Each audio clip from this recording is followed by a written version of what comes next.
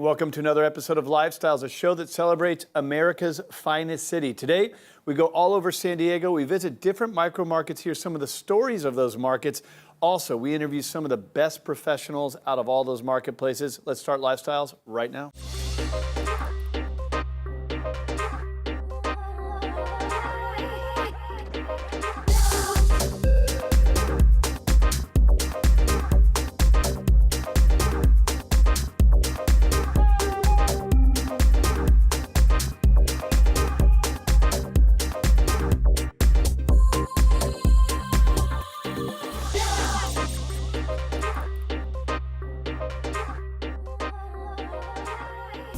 All right, so here we are with Brendan Huffman. He is the chairman of the board with Social Syndicate, and he's one of the most sociable guys in San Diego.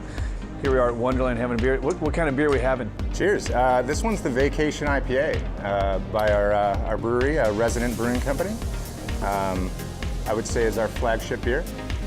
The Vacation IPA. Yeah, coconut IPA. And our brewmaster won awards for this one, and we're excited now. It's in all of our venues, and it's actually at a limited release, so it's a tough one to get. But now we have it kind of spread around town a little bit. Well, it's a great beer, and it speaks to the craft brew scene that we've seen in San Diego, which I know has probably had an impact on a lot of what you guys do. Talk about Social Syndicate so people understand what it is you're doing throughout San Diego. Syndicate's basically kind of a jack of all trades umbrella, and it's our restaurant group, but it's also we got creative design in there, you got photography, you got entertainment booking, you got social media presence, you got anything that we do comes from that source. There's a board of directors, so myself, Mina, Hoffman, Jimmy, and Mark basically make these decisions based on what's next. What's new and exciting, what are we gonna add to our circle, the best decisions are the ones we avoid, you know what I mean? And for maybe there's 30 deals that come to us on certain projects, and we take one. There's one that will stick out. It's awesome you guys do an analysis of the different areas that you go into. I don't think, from what I've seen, one better illustrates it than where we're sitting today, which is the Wonderland, which soon will be filled with customers everywhere. And every time I've been down here to Ocean Beach, it seems like you guys have just knocked it out of the park. I think you had a little adversity into coming down here and doing this. So we did, yeah. There definitely was a very, I would say, conservative approach to coming in here. You can't come into Ocean Beach and wave a corporate flag, and that's not something we ever do. We're always a grassroots approach to things. Obviously, we have our systems in place. We have our processes. Everything we do is basically our foundation, but then we want to do things our way when it comes to these venues. So Ocean Beach was no different. They were a little nervous that we weren't going to be tying this into OB. But everything has been Ocean Beach with Wonderland. It's been Ocean Beach hires. It's been all the philanthropy work we do in town is all generated around this community. Well, isn't Wonderland a historic story of Ocean Beach as a whole? Wasn't there like a park? I don't know the story. Yeah, so 100 years ago, literally right below where we're sitting now, and it ran all the way down towards the pier, they built Wonderland Park, which was this huge amusement park. And of course, back in the day, they didn't have the research behind certain things. It was too close to the fault line. The safety measures? Yeah, the safety measures. So they spent a lot of money at the time, if you see pictures, and it was sinking. It was cracking at the surface. The foundation wasn't stable. So roller coaster was a little sketchy. Yeah.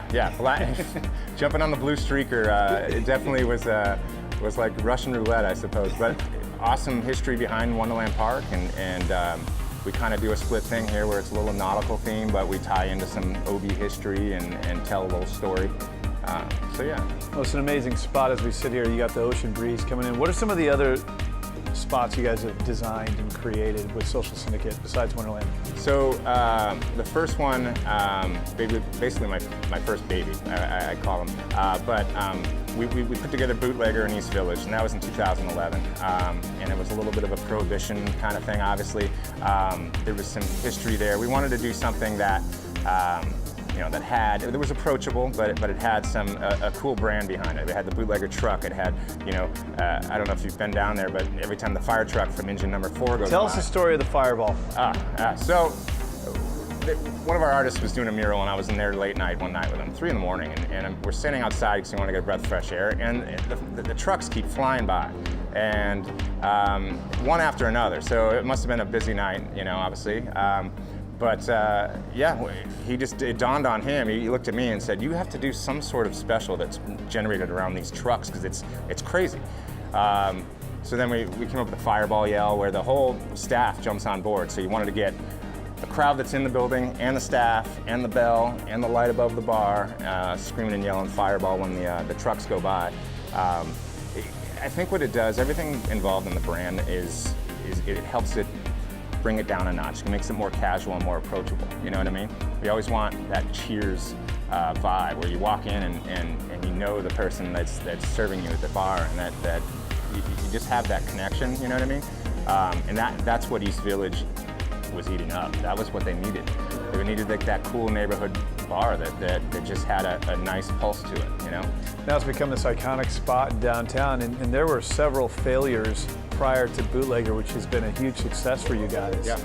Yeah. I mean, that was almost a cursed corner down there. It made us a little nervous, to be honest, going into that deal. But the team you put in there, because it's a destination spot. If you're down in East Village, it's not foot traffic everywhere. It's certainly. This one was a unique project where we had to make sure that the place had a buzz around it. It had to have the best staff in town. It had to have a good value when it comes to the menu and stuff. And that mix, and I mean, there's people involved in everything we do right now and I guess I'll touch on this. What we do at Syndicate and encompasses around all of our restaurants is something a little bit different. We try to think a little bit outside of the ordinary. There's people within our that express our brand that are a little bit different. You know what I mean? In a good way. Like you walk in. There's a bartender named Sarah, for example, down at Bootlegger. On a busy night, she's high-fiving everyone in the building. I swear she has to ice her arm down after a busy night down there. But it makes people's day, you know what I mean? Yeah. Wonderland's no different, you know? There's a guy named Chris that bartends here. Every time I walk into this place, he makes my day. You know what I mean? There's something different about it. Like, and we want to make sure that we're doing that everywhere. You know, Rabbit Hole, no different. There's a guy named Michael that knows everything about craft beer, and he's got all these regulars, and people chat about their experiences at Rabbit Hole because of this guy, you know, and you can pinpoint people, at every one of our venues that affect people positively. But that's kind of like the heartbeat of what we do. We want to have swagger, you know what I mean? You want to have, when you walk in the building, that you want to have that high five. You want to have the nice, warm welcome. You know what's awesome about it, in today's world, your story is so important, and you guys have created stories within all these different restaurants and bars that you've opened up, but now you have the ability for the consumer to communicate with one another online and through social media, so that story spreads in a way that's crazier than ever in the past. What do you got on the horizon? So, project-wise, we have a collaboration project that we're doing up in Pacific Highlands Ranch. It's actually a community within Carmel Valley, Del Mar area, called Woku Noodles and Pours. It's a really edgy brand. I really like it. It's kind of like a samurai pirate noodle type of thing with teppanyaki and craft beer. And it's a little all over the place, but it's gonna be a really cool concept for that community. Come on, man, noodles aren't that exciting. I know, but we have So to. you gotta do something. We're gonna kick it up a notch there. I know that there's gonna be a really interesting approach to that particular brand. Downstairs from Wonderland, we were able to. It took us about a year. We were talking to the friendly people over at Shades Oceanfront Bistro. These guys it's a family-run business, and hats off to them. They've done it so right. We're taking over that space. We just started demo, and we're going to do a brunch 7 days a week type of theme downstairs. It's called Obi Surf Lodge. Swell times, and we're excited about this thing. It's something that we think will be ready for the new year. Well, you guys, you're good people. You're putting together cool things for San Diego. The social scene is awesome. A lot of people get to enjoy it, but you don't know who's behind it. Brendan, Social Syndicate are big players in this space. Cheers to your success and all you're doing for San Diego. Let's go ahead and take it back to the show.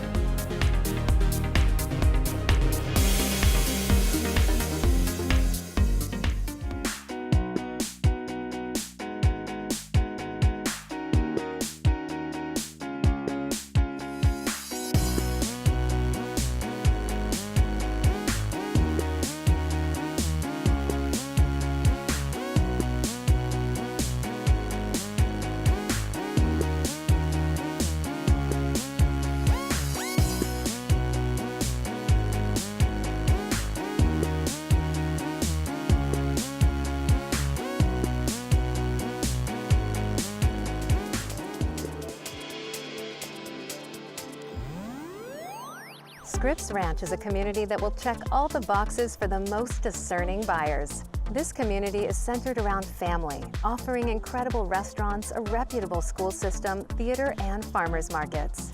I'm Jem Morris for Lifestyles San Diego. We are in the gorgeous community of Scripps Ranch, and we're going to be meeting with premier real estate agent Arlo Nugent at a listing that he has out of this marketplace.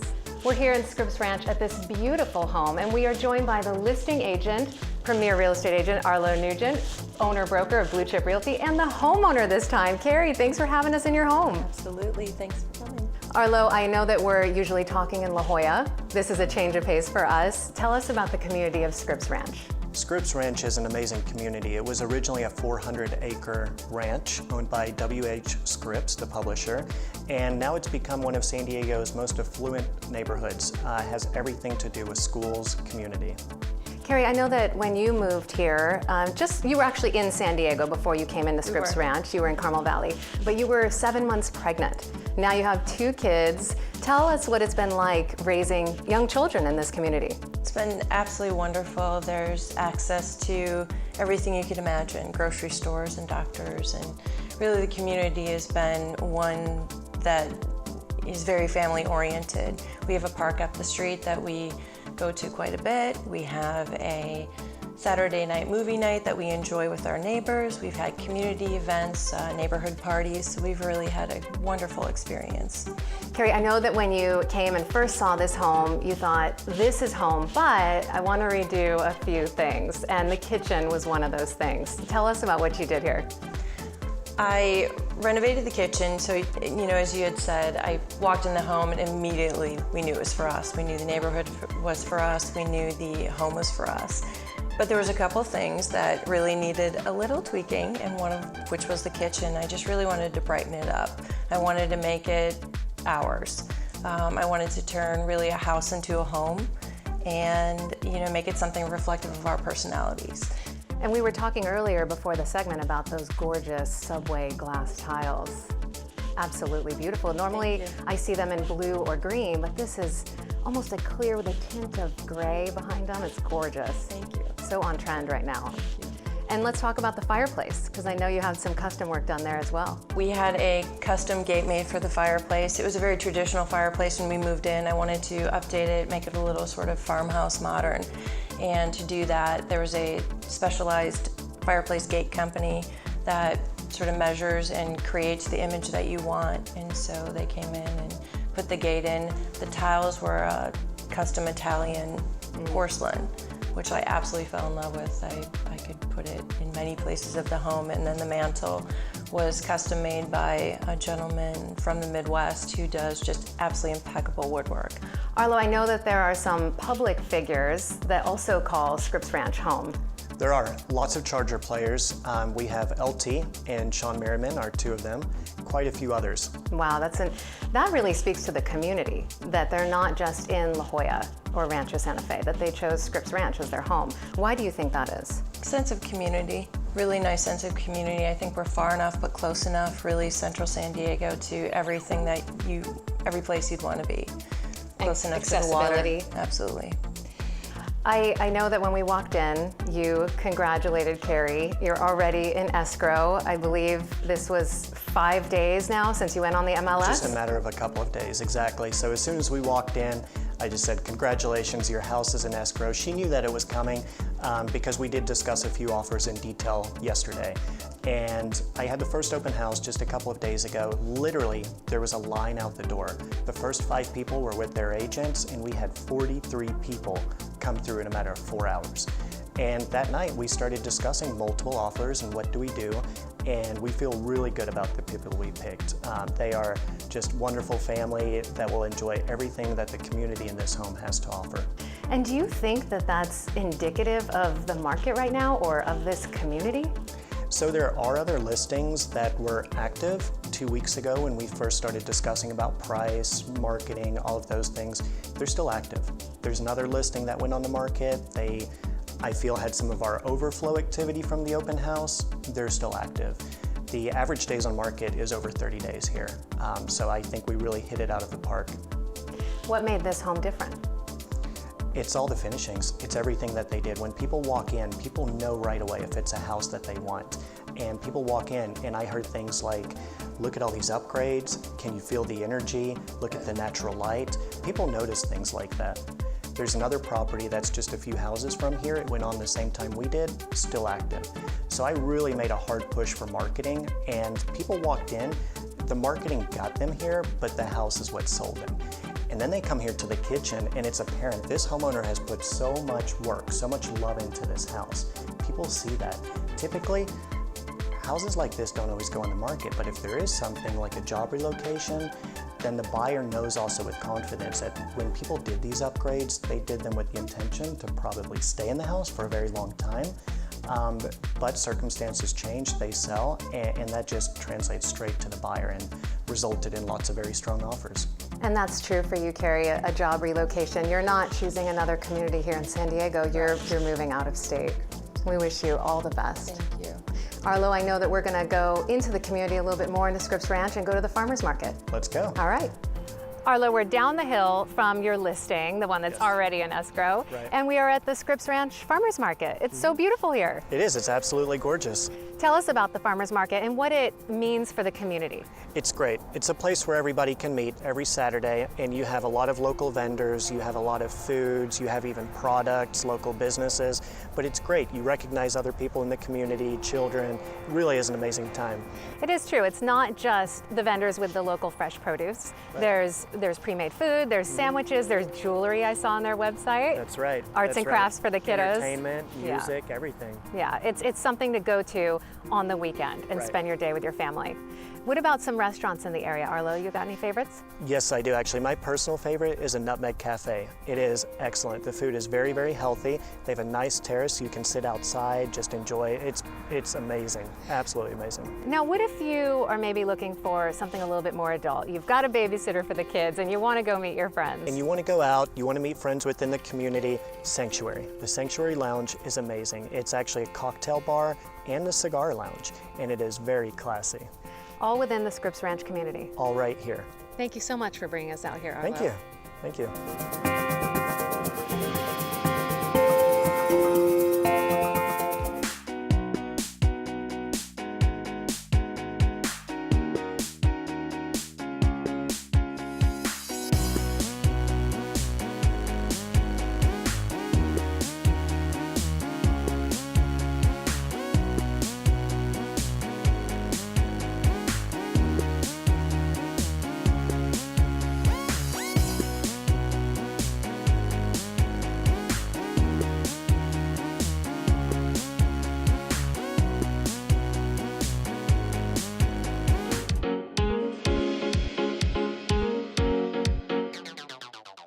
One of the most scenic and most visited areas of San Diego is the Embarcadero. It's home of the San Diego Cruise Ship Terminal, the USS Midway Museum, the Star of India, and numerous other historic vessels belonging to the San Diego Maritime Museum. Spanish for the landing place, this iconic location is comprised mostly of commercial development with a sprinkling of residential condos, hotels, and some of the best restaurants on this side of the bay. Welcome to Lifestyles. I'm Lindsay Tour, and today I'm here with San Diego's top real estate agent, Mike Chazelle. Welcome back on the show. Thanks for having me. Absolutely. This is great. This is awesome. We're happy to have you down here. We're in the heart of San Diego, and we have quite the backdrop behind us today. Where are we at? We're at the USS Midway Museum. This is probably the #1 iconic site for downtown San Diego. Right behind us, we've got an F-14 Tomcat. That was featured in Top Gun. I mean, the bar for Top Gun is still here downtown. Is it really? And so is the house with the romantic scene. It's up in Oceanside. The romantic scene. Yes, yes. I think it was PG-13, so I think we're okay. But the USS Midway Museum is probably the #1 visited tourist destination site right in the heart of the Embarcadero district downtown. Let's talk a little bit more about the Embarcadero. What can you find here? So the Embarcadero district used to be kind of a side note, a pass-through for folks that were visiting downtown San Diego. Recently, in the past 10 to 15 years, the entire area has changed, and it's continuing to change. So you've got cruise ships coming and offloading passengers and onboarding passengers. You've got the San Diego Maritime Museum. They have the Star of India there. They've got an old Russian submarine. I don't know if it was captured. I don't know how they got it, but they've got it. And obviously you've got the Midway here. They've also totally redeveloped Broadway Pier. They'll have outdoor dining, kind of music in the park, and then the district itself is really changing with regards to real estate. Now they did a whole kind of revamp of this park area, and they added a lot to it, a lot of water attractions, things for kids to be involved with. And that happened back in 2013? Correct. A few years back, they got a super sweet splash pad. Nice. I had just as much fun with my 3-year-old son on that thing as anybody else. Yeah. That's a really good time. And I'm noticing that a lot of families and a lot of kids are really involved in this area. Yep. It's definitely kid-friendly, would you say that? Yep, they're creating a whole walking district corridor. You can bring the family down, you can listen to some music, you can grab some food, you can come to the Midway Museum. I mean, they've got 3,000 people coming here a day, so it's a major attraction. Let's talk a little bit more about the USS Midway Museum and kind of what you can find here. There's so much history. And I could imagine with your military background that having this here in San Diego in a historical monument and museum is pretty cool. It's awesome. San Diego's a military town.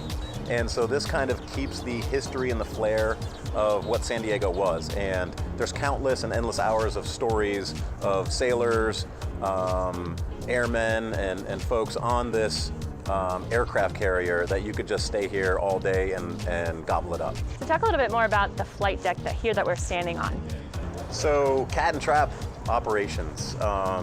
Basically trap operations are pilots trying to land on a 1,000-foot flight deck, which is probably a 1/6 of the size of a normal runway, and they're literally slamming the planes into the deck and hoping to catch one of the cables that ultimately stops the plane.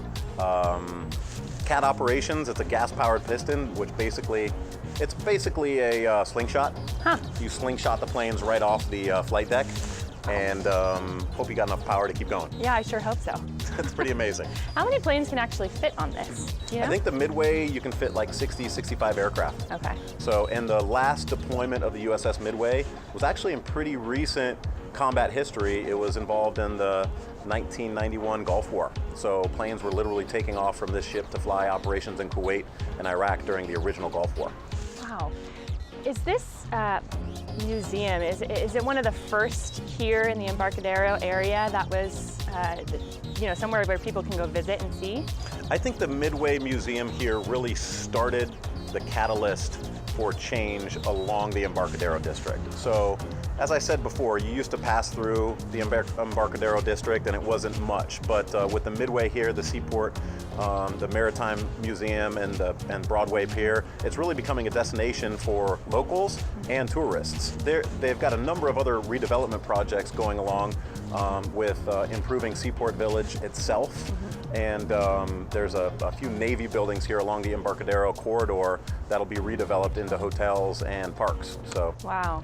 And there's quite some developing going on as far as real estate goes. I know we can see right from here that some development's going on and they're putting in some luxury condos. Is that correct? It's absolutely correct. So San Diego went through a wave of redevelopment until the collapse of the market in 2007. Now it's happening all over again. Right behind us over here is Pacific Gate by Bosa. It's San Diego's first super prime luxury real estate building. They flew in the #1 architects and hospitality folks from overseas to come design the building. If you buy into the building, it comes with a Bentley in the garage and a yacht in the harbor. So can't go wrong. You can't go wrong. You can't go wrong. I don't know if I'd be wanting to pay those HOA fees, but a Bentley and a yacht are quite nice, especially when you don't have to maintain it yourself. Oh my gosh, absolutely. Do they have a price point of where they're going to start? Yeah, they're already selling now, and they start about 1.5 million and go up from there. What we're going to see here in downtown San Diego is right now it's a fantastic time to own investment real estate or own your primary residence downtown, because we're going to go through a whole new transition downtown. Bosa is one of the development companies grabbing up parcels downtown, and they've got options out on 20 other parcels. Wow. So if this project goes well, which it is, we're going to see kind of a change to downtown San Diego with regards to luxury real estate. It's a great thing. It also comes at a price, you know. Hopefully, city council, city developers keep the theme and the history of what San Diego is with the new development. Wow. And I know, speaking of downtown, I mean, there's so much to do. I mean, there's so much to do right where we're standing and so much to see. What are some other like hot spots in the downtown area that's attractive for people to go visit? Well, not too far from here, we have Little Italy. Great spot to just kind of walk and go get some wonderful dinner. Over on the east side of town, you have East Village. East Village has really become a destination. Petco Park, the Padres Park, has really turned over East Village. It's a great place to just go hang out, watch a ball game, grab some dinner, Amazing and have some fun. And then you have the Gaslamp District, and that's where all the night owls will go out and hit the streets and hit the clubs. And it's quite a scene down there, you know, after midnight. Great place to be. If somebody was interested in maybe moving into this area, what's one piece of advice you would give them right now? When you're buying downtown, you've really got to look at the building specifically that you're buying on. You got to look at view corridors, you got to look at what's going on with regards to development. You want to make sure if you have a view, what's happening beyond that view to make sure your view's not going to go away. There's a number of people that have bought downtown where a building goes up and all of a sudden your beautiful bay view is no longer there. You also have to look at the building itself, look at who the developer was, look at if there's litigation involved with the building. Almost all developments will go through a litigation process. It's part of the nature of the beast with buying downtown real estate. And then you have to look at the HOAs. HOA fees at a minimum will start $300 to $400, can go all the way up to about $2,000 a month from there. Wow. So it depends on what you're looking for. It depends on what price point. If you're looking to buy downtown, you've just really got to do your research. Wow. If somebody was interested in hearing more about that and talking to you specifically, how can they get a hold of you? They can just call our office. Okay. Do you have a website? We got a website, thechiselgroup.com. There you go. And Chisel is CHIESL. And then main line to the office, you can just call us direct, 858-777-9816. Love that. Mike Chisel, everyone, thanks for watching. You just heard from real estate broker Mike Chisel about the Embarcadero, the USS Midway Museum, and all of the exciting things happening here in downtown San Diego. I'm Lindsay Tour for Lifestyle San Diego. Until next time.